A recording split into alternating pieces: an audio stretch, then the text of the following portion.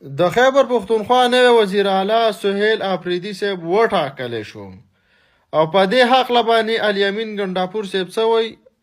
الیمین ګنډاپور صاحب وایي یاره ما استعفا په وخت باندې ورکړې وه، دستخط پې ښه ټیک دی، خو پرخ چې کوم دی نو د ګورنر صاحب په نیت کې پرخ دی. دوستانو نن اجلاس او 4 کسانو نومونه مخې ته راغلي، 4 کسان مخې ته راغلي چې نوي وزیر اعلی به څوک ټاکلی کېږي. په هغې کې سهیل اپریدي صاحب چې کوم دی د خیبر پښتونخوا وزیر اعلی جوړ شو. په دې هکله تاسو پې خوشحاله یئ که خفه یئ؟ او سهیل اپریدي به د عمران خان رهایی به وکړي او که به ونه کړي. دویم نمبر قبایلو کې چې کوم بد حال جوړ دی، جنګ روان دی، دا به بند کړي که بند به نه کړي، اپریشنونه بند کړي که بند به نه کړي. دریم نمبر افغانستان سره چې په کرښه کوم بد حال جوړ دی، د افغانستان سره به زموږ حالات د وزیر اعلی د طرف نه ښه شي او که د وفاق د طرفه به ښه شي.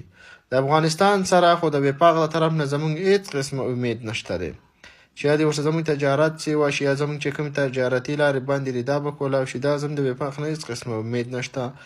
امید صرف د وفاق نه زموږ دا ده چې دلته به مسلسل جنګ وي، نو وفاق به خوشحاله وي.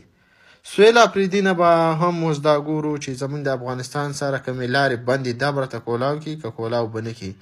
زموږ چې کوم نور روزګار دی دا به آزاد کړي که آزاد به نه کړي. دې په هکله باندې تاسو کوم نظر لرئ؟ تاسو په کمنټس کې ضرور